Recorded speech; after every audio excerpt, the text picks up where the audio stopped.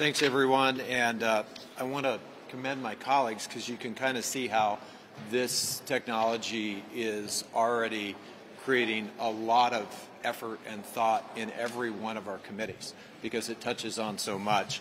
Back in 2019, I got together with Rob Portman and started the AI caucus, and it was just an interest that both of us had. It wasn't something that had touched a lot of our colleagues at the time. And now, 6 months ago, this has really exploded in everyone's consciousness. And we did it at the time because we saw a lot of opportunities for getting ahead of this, for training the American workforce, for creating all kinds of economic opportunities as things get automated. But I think we all know now, and you've heard it articulated here today, that we have to address some of the risks of this technology too. You can imagine you wouldn't want to have ChatGPT, as advanced as it is, deciding whether or not you get a mortgage.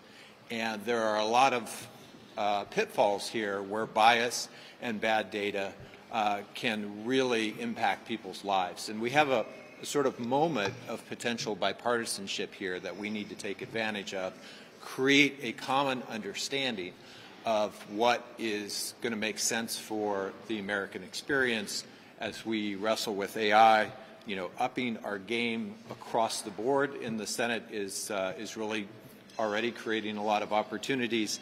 I don't think we can overstate how important these different forums and member briefings are to make sure that everybody's sort of coming at this with a plethora of information. I think you're seeing an emerging agreement that we have to maintain our leadership in this. This is a place where America is ahead of the rest of the world, and there would be huge consequences if we don't maintain that. We need to train our workforce, and that's something that's already got a lot of bipartisan support, but we're also going to have to create those guardrails, and that's where things are going to be a little more difficult and a little stickier, and making sure that we protect all the American values that have served us so well for well over 200 years. But I am very excited about all of these events because you can just see how people are thinking around this issue coalescing, and it's not coalescing on a partisan basis yet. And so before it becomes potentially partisan, I really think we owe it to the country to think through this AI lens on all the things that are important to us and figure out what guardrails do we want in place. Thank you, Mark. As you can see,